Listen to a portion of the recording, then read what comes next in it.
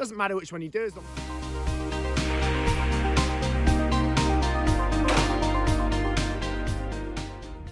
Hey, YouTubers, Facebookers and Instagrammers. It's a bit miserable this morning. I've got a few thoughts of things that are coming up over the next week or two. Some vlog episodes I'm going to do talking about different things. But on Sunday, I did quite a lot of lessons, which I do most of the weekends. And it got me thinking. I was doing quite a lot of drill work with quite a few different clients. And one of the things that consistently comes up is people's inconsistency with what they do. So for example, if we talk about the whistle, my job really as a trainer is to make sure that I'm sticking up for the dogs and making sure that their owners, my clients, are being consistent with the things that they ask and the things that they consistently do. So for example, what I find a lot of the time when people have their dog at heel, and for example, they might want to put the stop whistle in for sit, when the dog's right in front of them, they'll often do quite a different pitch. So when the dog's by their side, they might just go like that, or they might go. But at distance, they might be doing a different whistle.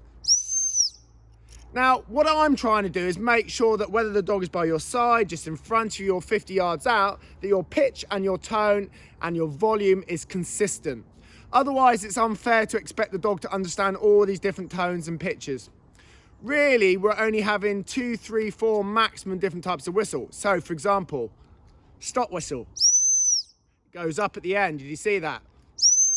You're not putting your tip of your whistle on when you're blowing that whistle, sorry.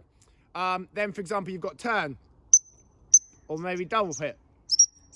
Doesn't matter which one you do as long as you're consistent and doing the same thing all the time. Again, sometimes when the dog's just in front of them, they might just do a little, and then when the dog's a bit further, or they might get more and more desperate.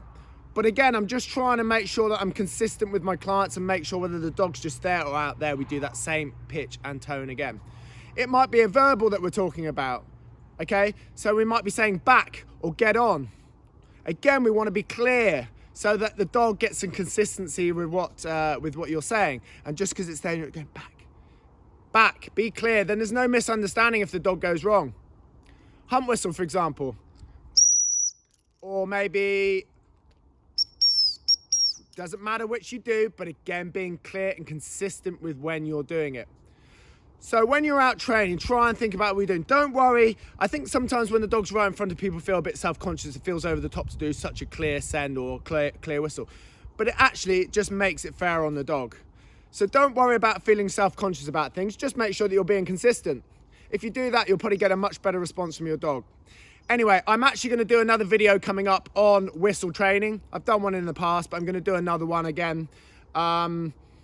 I'm only going to go over, obviously, the different types of whistle and what they mean and maybe how I might introduce them.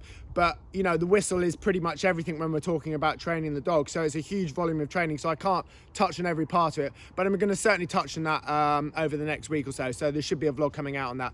Again, if you want any help online, you're not a bit far away, you want any advice, you want a phone call, we can do that. So just get in contact with me, drop me a message, and I'll do my best to help you guys. Catch you soon.